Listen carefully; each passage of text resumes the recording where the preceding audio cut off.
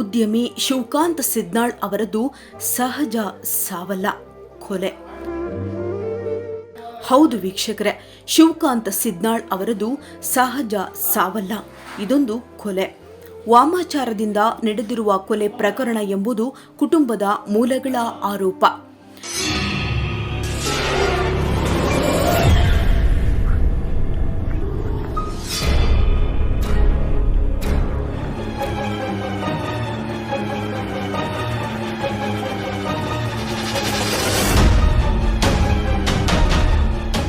ಪ್ರಸಿದ್ಧ ಉದ್ಯಮಿ ಶಿವಕಾಂತ್ ಸಿದ್ನಾಳ್ ಅವರು ಆದಿತ್ಯ ಮಿಲ್ಕ್ ಮತ್ತು ವಿಜಯಕಾಂತ್ ಡೈರಿಯ ಸಂಸ್ಥಾಪಕರು ಮತ್ತು ದೇಶದ ಪ್ರಸಿದ್ಧ ಉದ್ಯಮಿ ಡಾಕ್ಟರ್ ವಿಜಯ ಸಂಕೇಶ್ವರ್ ಅವರ ಅಳಿಯ. ಕೆಲವು ವರ್ಷಗಳಿಂದ ಶಿವಕಾಂತ್ ಸಿದ್ನಾಳ್ ಅವರು ಅನಾರೋಗ್ಯದಿಂದ ಬಳಲ್ತಾ ಇದ್ರು. ಪ್ರಪಂಚದ ಎಲ್ಲ ದೊಡ್ಡ ದೊಡ್ಡ ಆಸ್ಪತ್ರೆಗಳಲ್ಲಿ ಚಿಕಿತ್ಸೆ ಪಡೆದರೂ ಪ್ರಯೋಜನವಾಗಿಲ್ಲ. ಇತ್ತೀಚೆಗೆ ಇವರು ಲಿಂಗೈಕ್ಯರಾಗಿದ್ದು ಕೂಡ ಜಗತ್ತಿಗೆ ಗೊತ್ತಿರುವ ಸಂಗತಿ.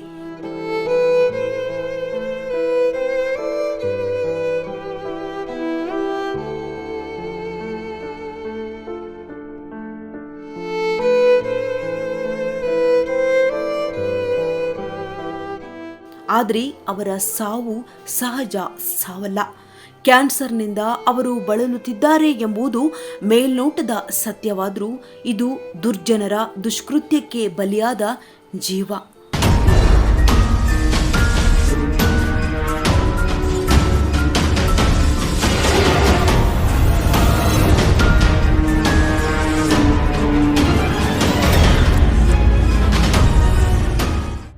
ಇವರ ಮೇಲೆ ನಿರಂತರವಾಗಿ ಮಾಟ ಮಂತ್ರ ವಾಮಾಚಾರ ನಡೆದಿದೆ. ಅದಕ್ಕೆ ಸಾಕ್ಷಿಯಾಗಿ ನೂರಾರು ವಿಡಿಯೋಗಳು ಸಾಕ್ಷಿಗಳು ದೊರೆತಿವೆ.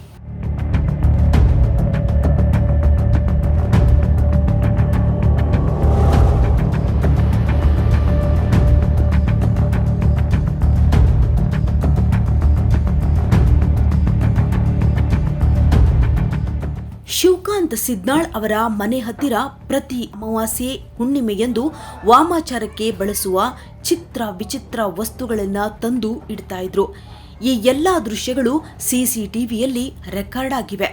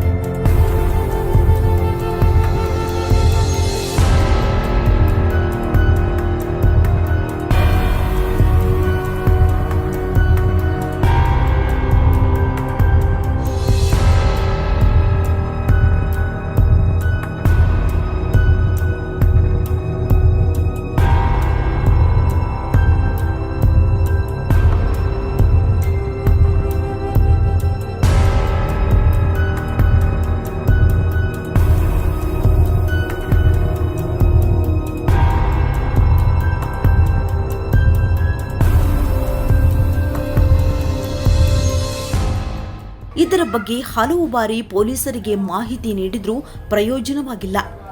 ಕಡೆಗೆ ಕುಟುಂಬ ಜ್ಯೋತಿಷ್ಯರ ಮೊರೆ ಹೋದ್ರು. ಇವರ ಮನೆಗೆ ಅನೇಕ ಜ್ಯೋತಿಷಿಗಳು ಬಂದು ಪರೀಕ್ಷಿಸಿದಾಗ ಇದು ನಿಮ್ಮ ಮೇಲೆ ವಾಮಾಚಾರ ಪ್ರಯೋಗವಾಗಿದೆ ಎಂದು ಹೇಳಿದ್ರು. ಇದರಲ್ಲಿ ಓರ್ವ ಪ್ರಬಲ ಸಾಧಕರು ಸ್ವತಃ ಶಿವಕಾಂತ್ ಅವರ ಮನೆಗೆ ಬಂದು ಮನೆಯ ಸುತ್ತಮುತ್ತ ಶೋಧಿಸಿ ತಮ್ಮ ದೈವ ಬಲದಿಂದ ನೆಲದಲ್ಲಿ ಹೂತಿಟ್ಟಿದ್ದ ಯಂತ್ರ ತಂತ್ರ ಮಂತ್ರಗಳನ್ನು ಹೊರತೆಗೆದಿದ್ದಾರೆ.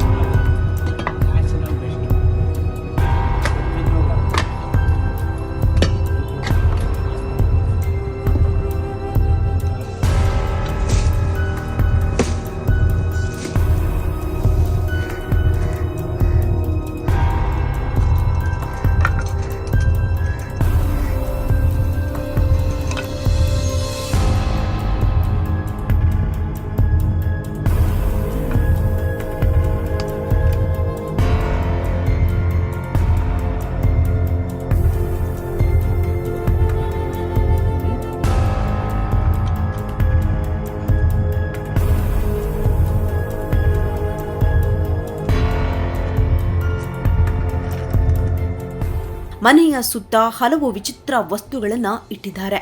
ಅದರಲ್ಲಿ ತಾಮ್ರದ ಶೀಟ್ನಲ್ಲಿ ತಾಳಿ, ಗೊಂಬೆ, ಮುಖವಾಡ, ಹಂದಿಯ ಹಲ್ಲು, ಬಳೆ ಹೀಗೆ ಇನ್ನು ಅನೇಕ ಮಾಟ ಮಂತ್ರಕ್ಕೆ ಬಳಸುವ ವಸ್ತುಗಳನ್ನು ಇಟ್ಟಿದ್ದಾರೆ.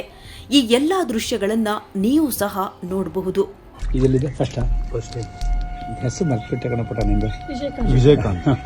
ಹೌದು, ನಾನು ಪುಟ ಅಂತ ಹೇಳೋದು ಯಾಕೆ ಎಷ್ಟು ನೆನ್ಪಿಟ್ಕೊಳ್ತೀರಿ ಇವಾಗ. ಇದು ನೋಡಿ, ಇದರಲ್ಲೆಲ್ಲ ಇದೆ. ಇದೇನು ಇಷ್ಟೆಲ್ಲ ಆಗ್ತಾ ಇದೆ ದೀಪ, ಇದಿಷ್ಟು ನಿಮ್ಮ ಯಜಮಾನರ ಚರ್ಮ ಇರ್ಬೋದು, ನಾಡಿ ಇರ್ಬೋದು, ನರ ಇರ್ಬೋದು, ಮನುಷ್ಯತ್ವ ಇರೋದು ಎಲ್ಲ ಮೆಲ್ಟ್ ಆಗ್ತಾ ಇರ್ತದೆ. ಇದು ಎಷ್ಟು ಮೆಲ್ಟ್ ಆಗುತ್ತೋ ಅಷ್ಟು ಮನುಷ್ಯ ಮೆಲ್ಟ್ ಆಗ್ತಾನೆ. ಏನು ತೋರಿಸ್ತಾನೆ.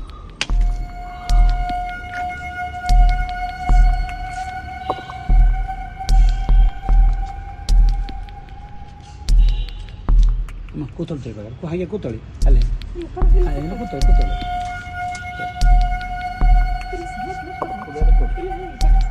ಅಲ್ಲ ಸುಮಾರಿದೆ.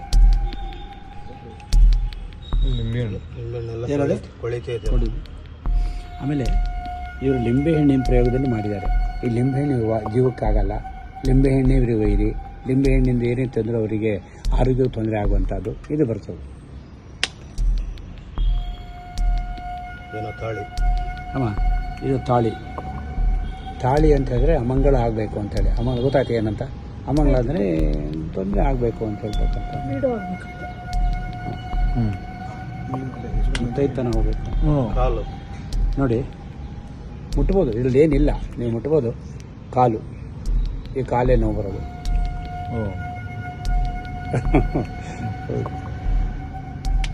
ಮನುಷ್ಯನ ತಲೆ. ಅಮ್ಮ, ತಲೆ ಮನುಷ್ಯನೇ ಸರಿ ಇರಲ್ಲ, ಇದಕ್ಕಾಗಲ್ಲ. ಒಂಥರ ಎಲ್ಲದೂ ಏನೂ ಬೇಡ ಅಂತ ವೈರಾಗ್ಯ ಆಗ್ಬೋದು, ಮನುಷ್ಯತ್ವನೇ ಇಲ್ಲದೇ ಇರೋ ಹಾಗೆ, ಮನುಷ್ಯತ್ವನೇ ಅನಾನುಕೂಲ ಆಗ್ಬೋದು. ಸರಿ ಇಟ್ಟಿನ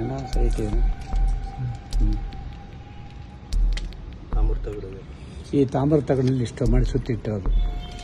ಈಗ ಎಷ್ಟು ಮೆಲ್ಟ್ ಆಗುತ್ತೋ ಅಷ್ಟು ನಿಮ್ಮ ಕುಟುಂಬಕ್ಕೆ ಆರೋಗ್ಯ ಆಗ್ಬೋದು, ಮನಃಶಾಂತಿ ಇರ್ಬೋದು, ಅಥವಾ ಅಸಮಾಧಾನ ಇರ್ಬೋದು, ಇನ್ನು ಫೀಲಿಂಗ್ ಇರ್ಬೋದು, ಎಲ್ಲ ಹುಟ್ಕೊಂಡ್ಬರುತ್ತೆ. ಹಾಂ,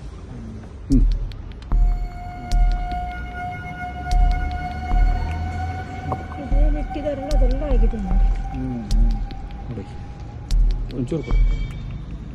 ನೋಡಿ ಮಗಳೇ, ಇದು ಯಂತ್ರ. ಅವಳು ನೋಡಲಿಲ್ಲ, ತೆಗೆಯೋದೆಲ್ಲ ನೋಡಲಿಲ್ಲಲ್ಲ. ನಿಮ್ಮ ಅಮ್ಮ ಇವ್ರನ್ನೂ ಬರೋದು ಬೇಡ ಅಂತ ಹೇಳಿದ್ರು. ಯಾಕೆ ನಾನು ಇಲ್ಲೆಲ್ಲ ಬರಬೇಕು ಅಂತ ಹೇಳಿದ್ದೆ, ಅದಕ್ಕೋಸ್ಕರ. ಇದು ಇದರಲ್ಲಿ ಮಾಡಿದ್ದಾರೆ, ನಾನು ತೋರಿಸಿ.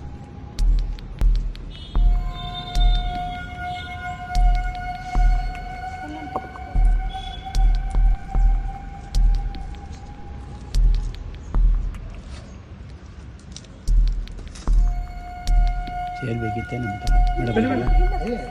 ನಮ್ಮ ನಂಗೆ ಬೇಡ. ಏನದು? ಏನೋ ಜಾತಿ ಮೂಲೆ ಕೊಡಿ ದೀಪ. ಇದು ಏನು ಅಂದರೆ ಹಂದಿ ಹಲ್ಲು.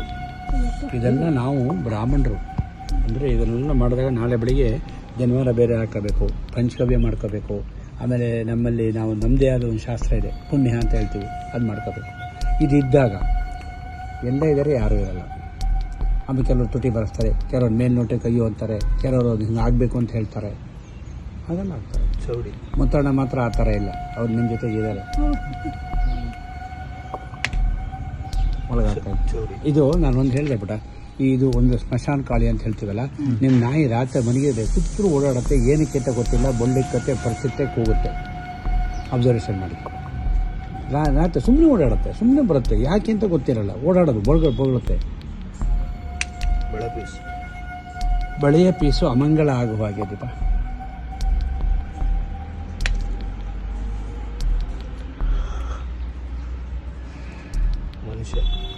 ಮನುಷ್ಯನ ಚಿತ್ರನ ಬೋರ್ಲಾಗಿ ಮಾಡಿ ಹಾಕ್ಯಾರೆ, ಬೊಂಬೆ ಮಾಡಿ ಹಾಕಿದ್ರು ಅಂತ ಹೇಳ್ತಾರಲ್ಲ, ಅದು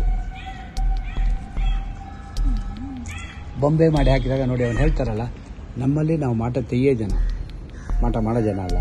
ನಿನ್ನನ್ನು ಹೇಳ್ತಾರೆ ನೋಡಿ, ಸ್ಮಶಾನದಲ್ಲಿ ಬೊಂಬೆ ಮಾಡಿ ಹಾಕ್ತಾರೆ ಅಂತ ಹೇಳ್ತಾರಲ್ಲ, ಇದನ್ನೇ ಹೇಳೋದು.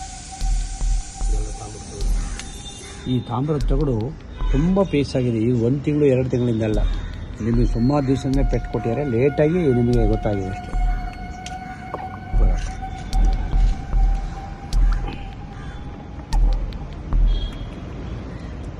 ಇದನ್ನು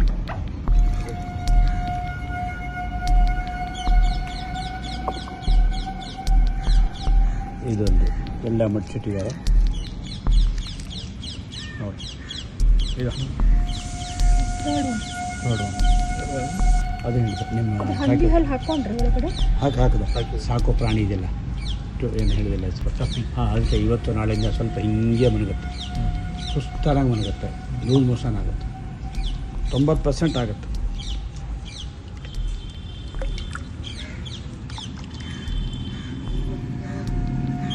ತಾಳಿ ನಿಮ್ಮ ಮೇಲೆ ಹಠ ಸಾಧನೆ ಮಾಡಿದ್ದಾರೆ ಅಂದರೆ ಯಜಮಾನರು ಇರಬಾರ್ದು ಅಂತಾನೆ. ನಿಮ್ಮ ಮೇಲೂ ಕಣ್ಣಿದೆ, ನಿಮ್ಮ ಹೃದಯ ಚೊಕ್ಕ ಇದೆ, ಬಾಯಿ ಸರಿ ಇಲ್ಲ, ತುಂಬ ಜೋರಾಗಿ ಮಾತಾಡ್ತೀರಿ, ಸ್ಟ್ರೈಟಾಗಿ ಮಾತಾಡ್ತೀರಿ. ಸ್ಟ್ರೈಟ್ ಮಾತೇ ನಿಮಗೆ ಗೊತ್ತಾಗಿದೆ, ಅಂದರೆ ನೇರವಾಗಿ ಮಾತಾಡ್ತಾರೆ. ಅಂದರೆ ಸರಿ ಇಲ್ಲ ಅಂದರೆ ಹಾಗಲ್ಲ, ಇದು ಸತ್ಯವಾದ ನೇರವಾಗಿ ಮಾತಾಡೋದು. ಇದು ತಾಳಿನಾ? ಹಾಂ ತಳಿ ಬೆಳಕು ಕುಟುಂಬಕ್ಕೆ ಸಂಬಂಧಪಟ್ಟಿರ್ತಕ್ಕಂಥದ್ದೇ ಮಾಡಿದ್ದಾರೆ. ಕುಟುಂಬದಲ್ಲೇ ಆ ವಿಶ್ವಾಸ ಬರಬೇಕು, ಕುಟುಂಬದಲ್ಲೇ ವೀಕ್ ಬರಬೇಕು.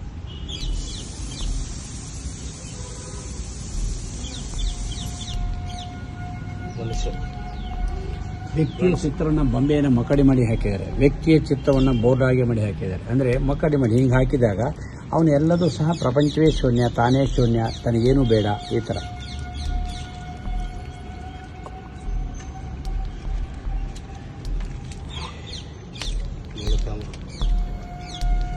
ತಾಮ್ರ ತಗಡು ನೋಡಿ ಮಗಳ. ಆಮೇಲೆ ಇದು ತಾಮ್ರ ತಗಡು ಇನ್ನೆಷ್ಟೇ ಬೆಂಕಿ ಹಾಕೋದು ಸುಡಲ್ಲ, ಸುಟ್ಟು ನೋಡಿದ್ದಾರೆ. ಹಿಂಗೆ ಇರುತ್ತೆ. ಕೇರಳೀಯ ಮತ್ತು ಮಲಯಾಳಿಯ ಮಂತ್ರವಾದಿ ಪ್ರಯೋಗ ಆಗಿದೆ.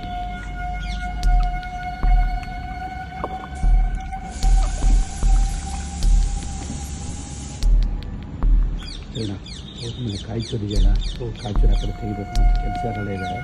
ಮಣ್ಣಲ್ಲಿ ಬೇಕಾಗ್ತಕ್ಕಂಥ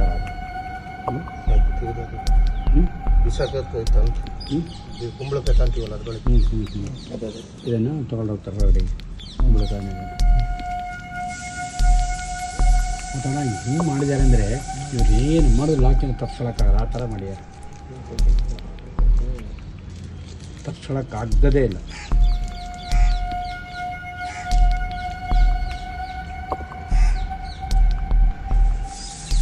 ಮನುಷ್ಯ ಮಲಗಿರೋದು ಇಪ್ಪ ನೋಡಿ, ಈ ಮನುಷ್ಯನ ಮೇಲೆ ಜಾಸ್ತಿ ಟಾರ್ಗೆಟ್ ಮಾಡಿದ್ದಾರೆ. ನೀವೆಲ್ಲದಕ್ಕಿಂತನೂ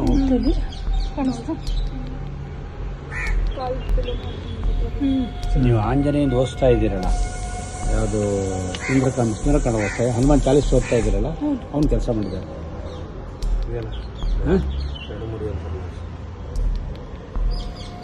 ಏನು ನನಗೂ ಗೊತ್ತಿಲ್ಲ. ಇದೆಲ್ಲ ಇದ್ದಾಗ ಅವನು ಸರ್ವನಾಶ. ನಿಮ್ಮಲ್ಲಿ ಸಿದ್ಧೇರಿ ವಸ್ತುಲ್ಲ ಸಿಕ್ಕಿದೆ ನಮಗೆ. ನಾವೊಂದು 2,000 ಮಟ್ಟ ತೆಗೆದಿರ್ಬೋದು ಇಲ್ಲಿ ತನಕ. ಸಿಗದಿರೋ ವಸ್ತು ರಕ್ತನ ಹಾಕಿದ್ದಾರೆ. ರಕ್ತ ಅಂತ ಹೇಳಿದ್ರೆ ಸ್ಮಶಾನ ರಕ್ತ ಹಾಕಿರ್ತಾರೆ.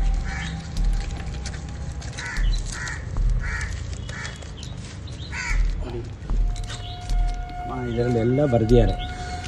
ನಮ್ಮ ಅಕ್ಷರ ಅಲ್ಲ, ನಾವು ನೋಡಿದ್ದಲ್ಲ, ಎಲ್ಲರೂ ಉಲ್ಟಾ ಬರೆದಿದ್ದಾರೆ. ಉಲ್ಟಾ ಸೀದಾ ಅಲ್ಲ, ಉಲ್ಟಾ ಅಂದರೆ ಅದನ್ನು ನೀವೇನು ಪೂಜೆ ಮಾಡ್ತೀರೋ ಅದು ಉಲ್ಟಾ ಆಗುವ ಹಾಗೆ, ನೀವೇನು ಮಾತಾಡ್ತೀರೋ ಉಲ್ಟಾ ಆಗುವ ಹಾಗೆ ಎಲ್ಲ ಬರೆದಿದ್ದಾರೆ. ಎಷ್ಟಿದೆ ಒಟ್ಟು? ಅಲ್ಲ ಹಂಗೆ ಅದರಲ್ಲೂ ಸೇರಿಸ್ತಾರಲ್ಲ, ಅದರಲ್ಲಿ ಎಷ್ಟಿದೆ ಅಂತ.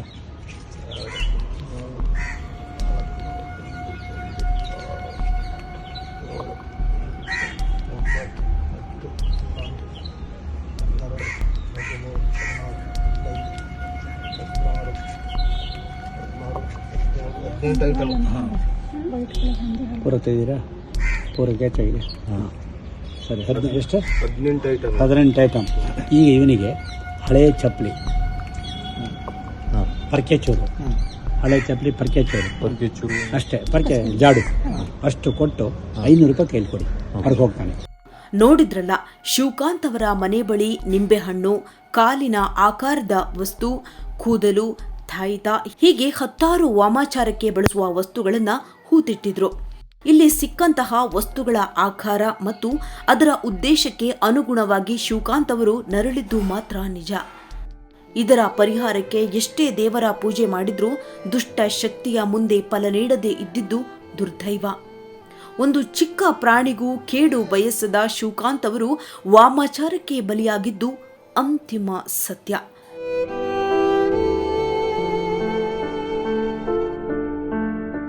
ದುಷ್ಕೃತ್ಯ ಮಾಡಿದ ದುರ್ಮಾರ್ಗಿಗಳಿಗೆ ಶಿಕ್ಷೆಯಾದರೆ ಮಾತ್ರ ಶಿವಕಾಂತ್ ಅವರ ಆತ್ಮಕ್ಕೆ ಶಾಂತಿ ದೊರಕುತ್ತದೆ ಎಂದು ಅವರ ಸಂಬಂಧಿಕರು ಹಾಗೂ ಸ್ನೇಹಿತರು ಅಳಲು ತೋಡಿಕೊಂಡಿದ್ದಾರೆ.